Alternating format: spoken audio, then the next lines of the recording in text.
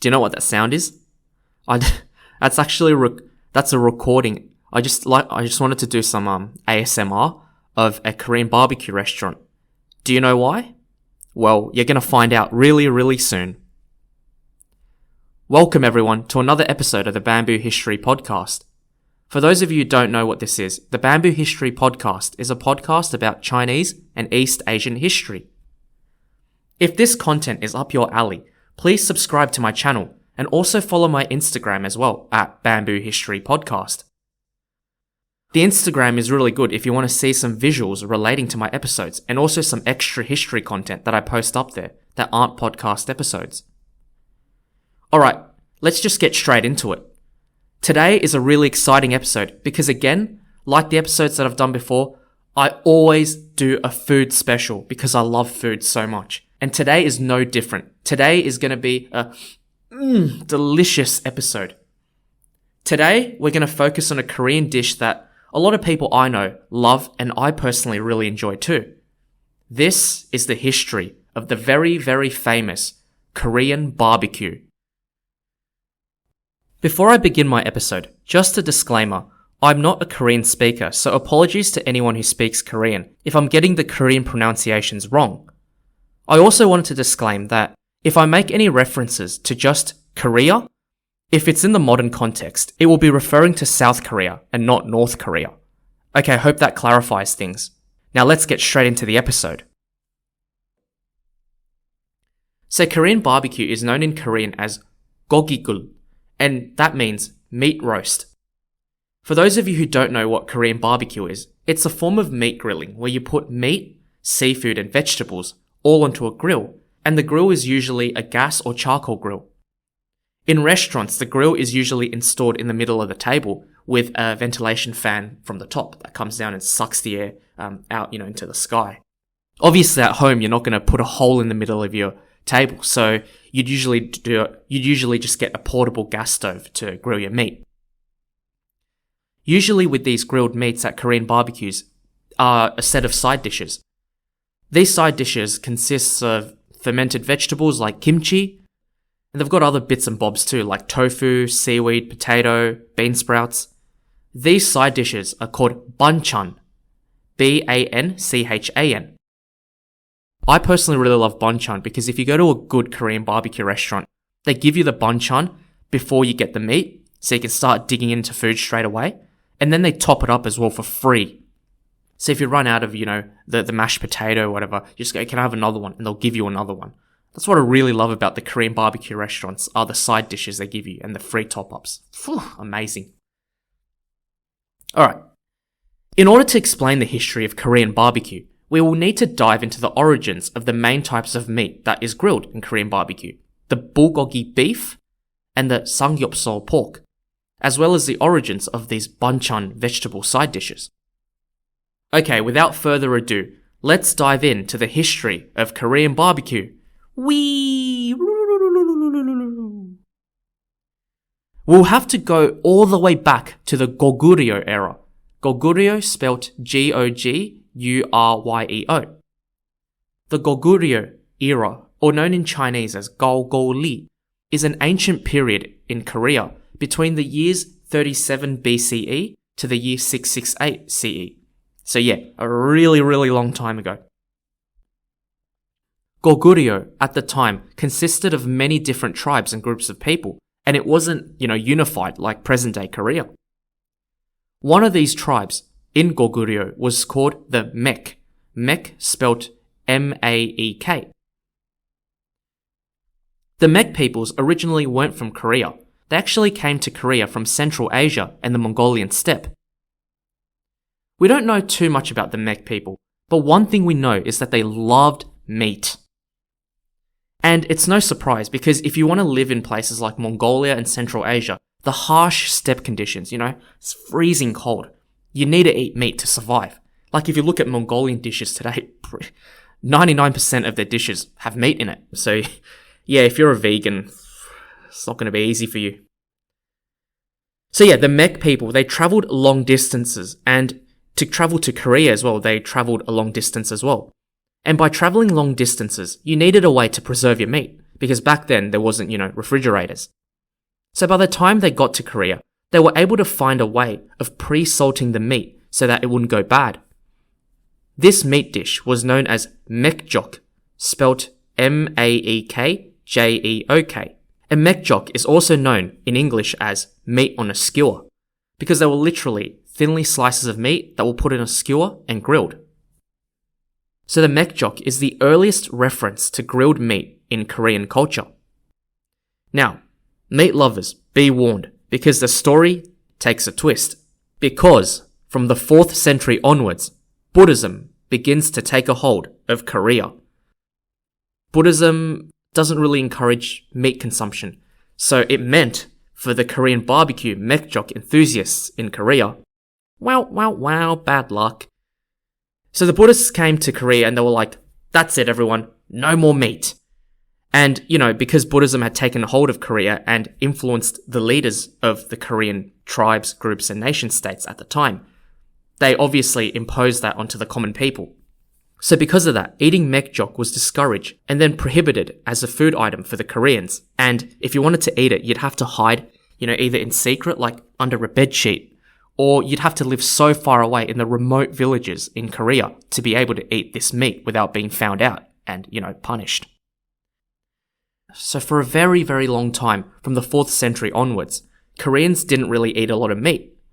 But you know what that means, right? You always have to find a way to eat good food. So with less meat came more vegetables and more vegetable dishes.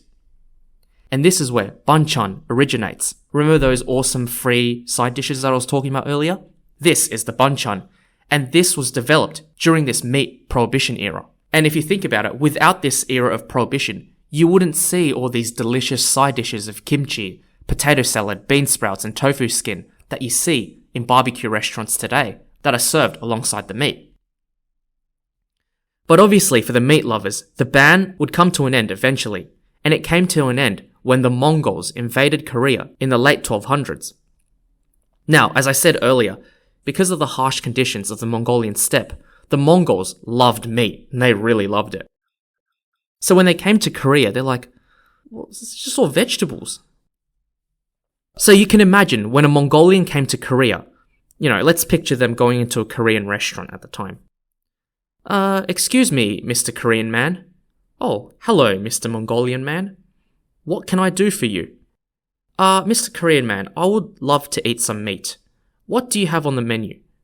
Oh, Mr. Mongolian man, how unfortunate. We don't have any meat on the menu. Wait, what? What is this? Is this a vegan restaurant? No, Mr. Mongolian man, we just don't eat meat here. Oh, are you serious, mate? Mr. Korean man? You've got no meat?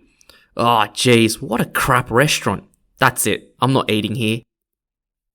So yeah, after the Mongolians took over Korea, they decided to reintroduce meat back into Korean cuisine. And along with the meat that was reintroduced into the Korean cuisine was mekjok. So yay, meat's back on the table.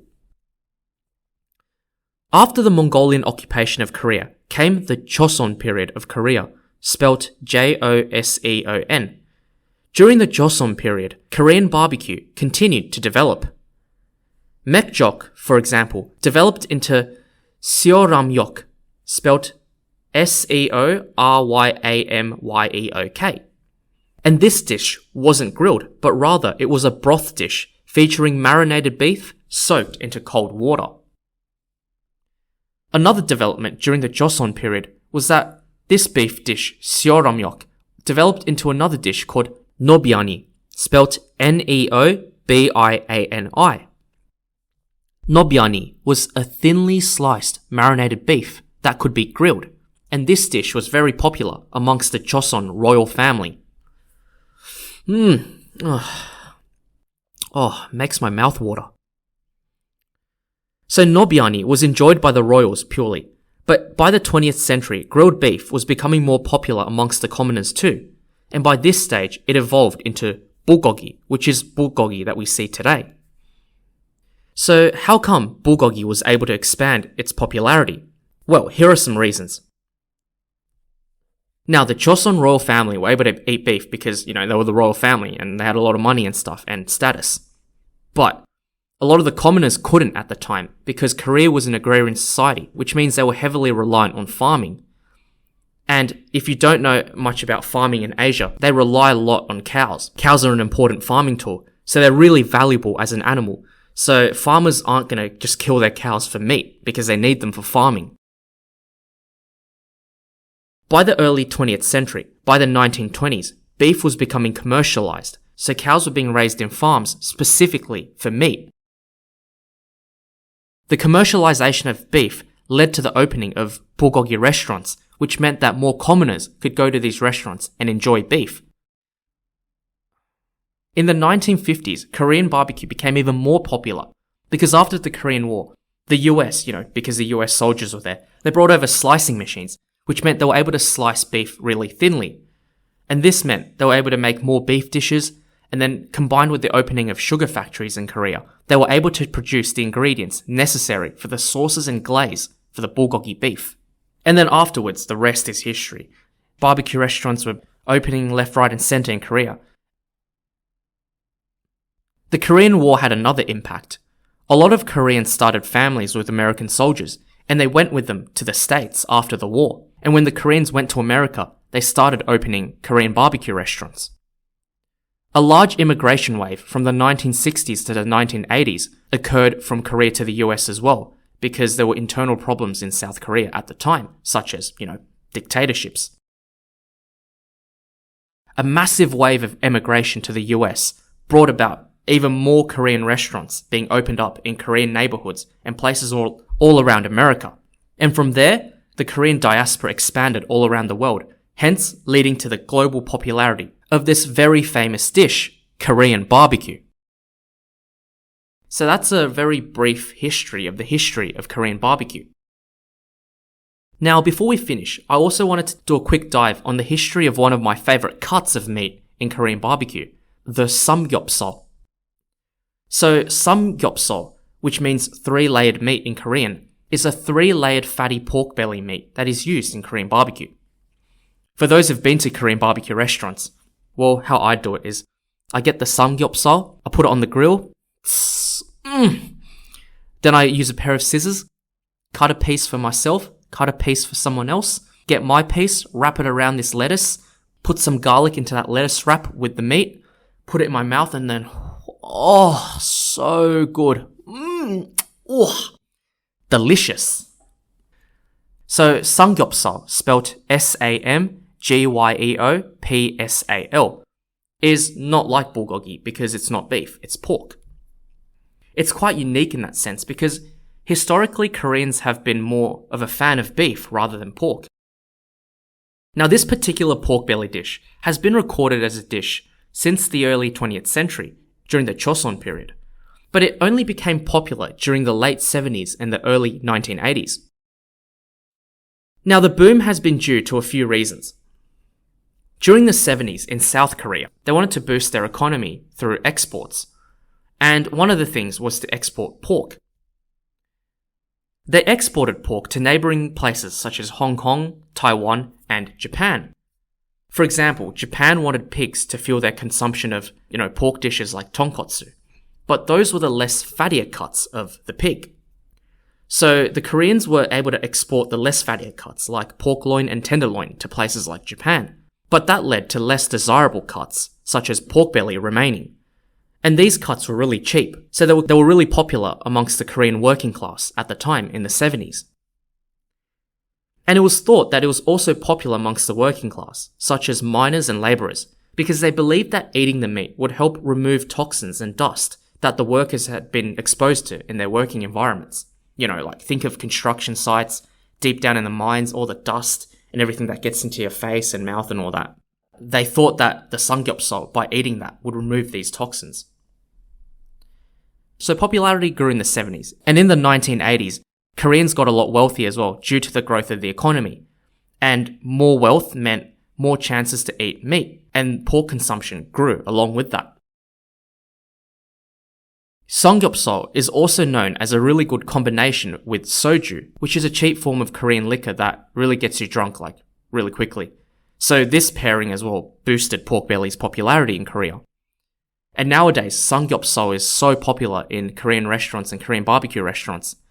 Apparently, there's even a samgyeopsal day in Korea. I think it's like March the 3rd or something. So every year on samgyeopsal day, all these people in Korea just eat samgyeopsal. So yeah, I thought that was pretty cool. And as I said earlier, it's one of my favorite cuts of meat as well. So yeah, that was it. If you haven't been to a Korean barbecue restaurant, do go to one, try the food. It's bloody amazing. If you haven't had it, I think you're missing out. One of the takeaways I got from researching this topic was that I really like the development of banchan in Korean history. Obviously for the people of Korea, not being able to eat meat because of the Buddhists was probably not a good situation for them. But, as they say, one door closes, another opens. And if it wasn't for the Buddhist ban, we may not have witnessed a development of vegetable side dishes that would lead to banchan. So yeah, I think that principle can be applied to life as well. Just because you experience a setback doesn't mean it's a bad thing. It might lead you to something even better, like in this case, banchan. Although, technically, in Korean barbecue, the meat is still better than banchan. But anyway, you know what I mean, right? So yeah, that brings an end to this episode. I hope you enjoyed my spiel of the history of Korean barbecue. Don't forget to subscribe to my podcast, follow my Instagram, and do contact me if you have any topic suggestions, feedback, or just general comments. And I do appreciate it if you can spread the word of the Bamboo History Podcast to anyone you know who loves Chinese history, East Asian history, or don't know about it but want to learn more about it. Okay, talking about Korean barbecue really makes me want to eat it now, so I'm gonna go. Thanks everyone for listening. Enjoy the rest of your day or evening, and I'll see you all next time on the Bamboo History Podcast. Bye for now.